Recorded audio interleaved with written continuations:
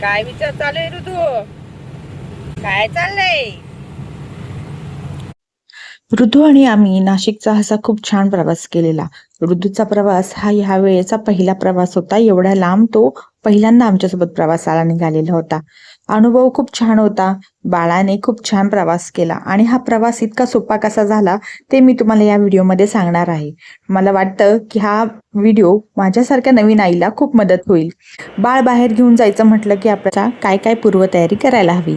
चला तर बघूया. आम्ही प्रवासाला निघालो आहे. तर ऋतूचं सगळं सामान घेतलंय.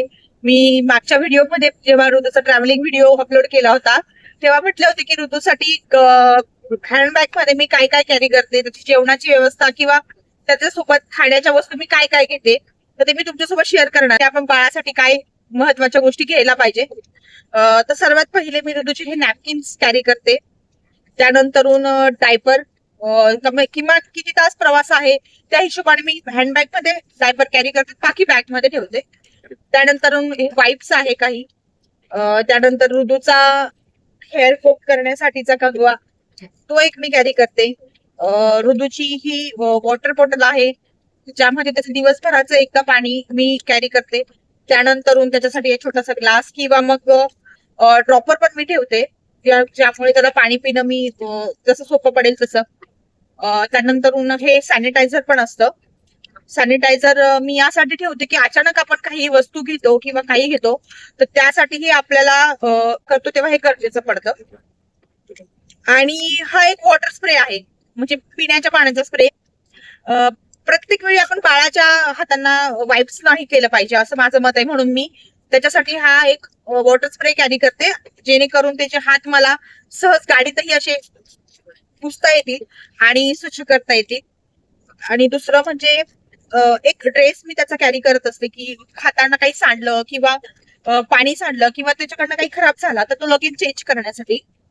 आता मूळ दुसरं की त्याची खेळणी, छोटी छोटी टॉयज त्याची जी आहे ती मला कॅरी करता येईल, ती मी अशी पर्स मध्ये ठेवत असते, जेणेकरून सहज त्याला शांत करता येईल. त्याचा मूड खराब झाला असेल तर त्याला सांभाळणं सोपं जाईल. आणि दुसरं म्हणजे त्याचे स्नॅक्स.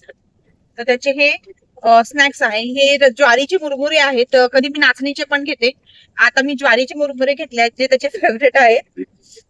दुसरं आता होममेड फूड बऱ्याचदा म्हणजे लांबचा जेव्हा प्रवास असतो तेव्हा कॅरी करणं बाळासाठी चांगलं नाही, म्हणून मी काही ड्राय पदार्थ घेते.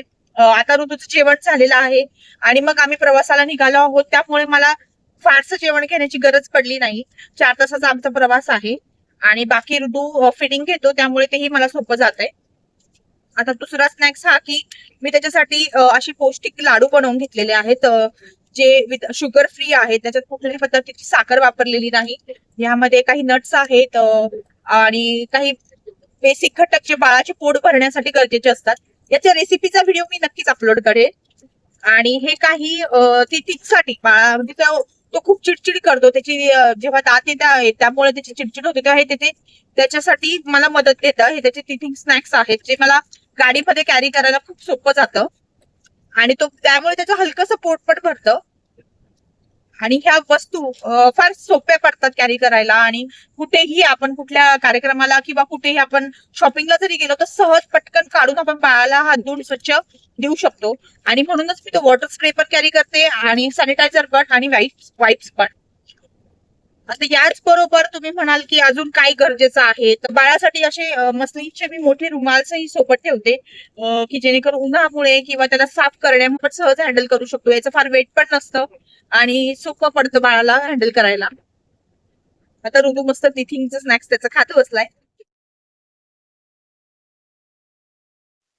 बाळ खुश असेल तर आपणही खुश राहतो आणि प्रवासही छान होतो. होईल तुम्हीही अशीच तयारी करून आपल्या बाळाला बाहेर फिरायला घेऊन जा. तुम्हाला आता